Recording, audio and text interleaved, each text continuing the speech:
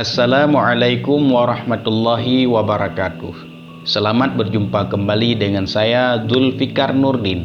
Hari ini saya ingin membahas satu kisah, yaitu kisah seorang raja Yahudi yang dijamin masuk surga oleh Nabi Sallallahu Alaihi Wasallam. Bagaimana kisahnya? Simak video berikut ini.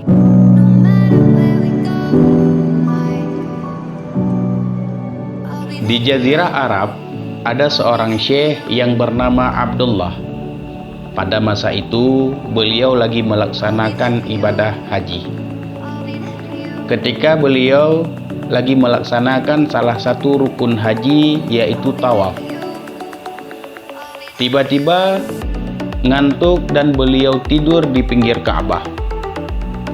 Tiba-tiba dalam tidurnya beliau melihat Rasulullah Sallallahu Alaihi Wasallam datang ke mimpinya. Dan Nabi berkata kepada Syekh Abdullah, "Wahai Abdullah, engkau pergi ke negeri Persia, engkau jumpai seorang raja Majusi, engkau Islamkan dia dan engkau bilang kepadanya bahwa dia masuk surga bersama Rasulullah." Ketika itu beliau terbangun dari tidurnya. Sambil keheranan, beliau berpikir, ini tidak mungkin Nabi. Masa seorang raja Yahudi, seorang raja Majusi masuk surga?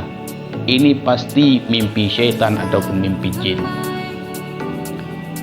Ketika itu beliau bangun dari tidurnya, mengambil wudhu dan melaksanakan tawaf kembali. Ketika beliau lagi melaksanakan tawaf, tiba-tiba ngantuk dan ketiduran lagi.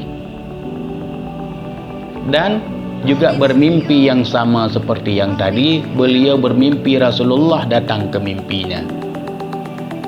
Dan Rasulullah juga memanggil Syekh Abdullah, "Wahai Abdullah, engkau pergi ke negeri Persia, engkau jumpai seorang raja Majusi, engkau bilang kepadanya bahwa dia masuk surga bersamaku."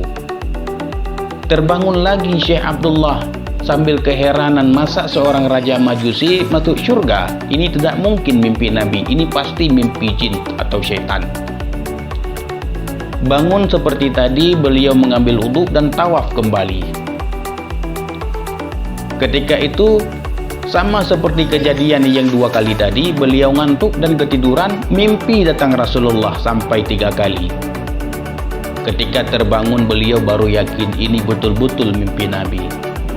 Hingga beliau berwudu, tawaf kembali hingga selesai rukun tawaf dan melaksanakan rukun haji sampai selesai.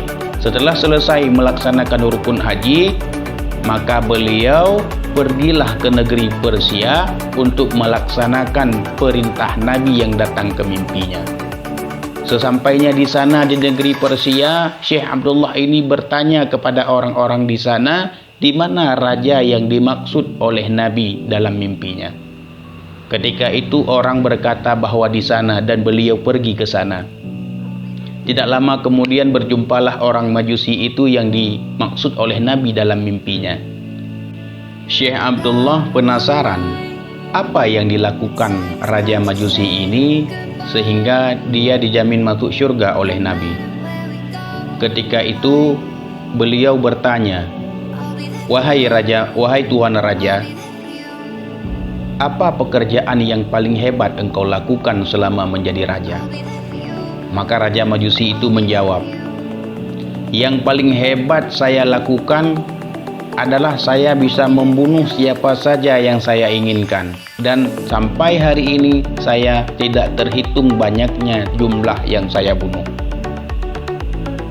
Syekh Abdullah berpikir, tentu hal ini adalah sesuatu hal yang dilarang dalam agama. Syekh Abdullah bertanya, "Ada hal lain yang lebih hebat yang Anda lakukan?" "Ada," jawab raja Majusi. "Adalah saya menikahi putri saya sendiri." Syekh Abdullah lebih heran lagi, masa orang seperti ini dijamin masuk surga oleh Nabi, padahal kelakuannya sangat buruk. Syekh Abdullah bertanya, "Yang lebih hebat lagi ada?" Raja Majusi itu menjawab, "Ada." "Apa itu?" tanya Syekh Abdullah. Raja Majusi bilang, "Pada hari saya menikahi putri saya sendiri, saya membuat pesta besar-besaran dan saya mengundang seluruh masyarakat secara umum dan semuanya datang makan dengan secara lahap. Tetapi ada seorang perempuan tetangga saya yang sangat miskin, dia tidak datang karena tidak ada pakaian yang dapat menutupinya. Tetapi dia datang waktu malam, waktu sudah larut malam, orang yang datang tidak ada lagi di rumah.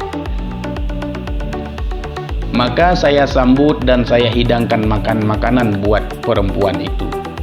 Ketika itu saya pamit, 'Wahai ibu makan terus, saya mau tidur.' Ketika berangkat dari duduk mau tidur, tiba-tiba lampunya mati. Kemudian Raja Majusi itu nyalakan kembali lampunya. Setelah itu dia pamit untuk tidur.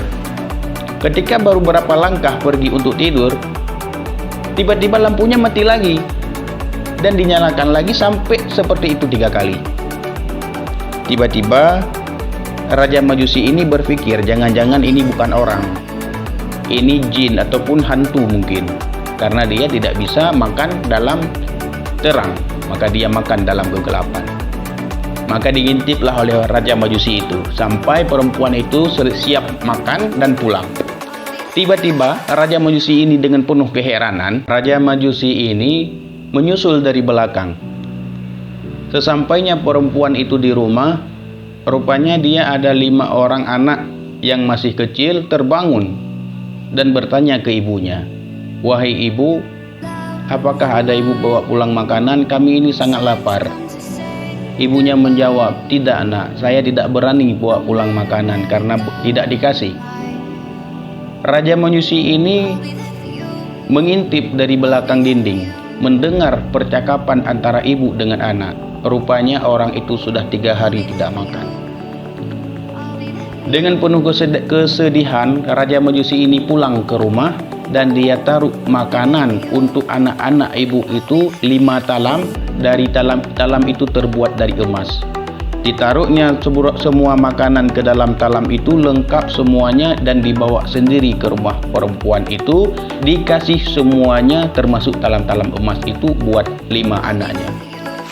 Langsung Syekh Abdullah berkata, "Inilah yang menyebabmu Tuan Raja dijamin masuk surga oleh Nabi."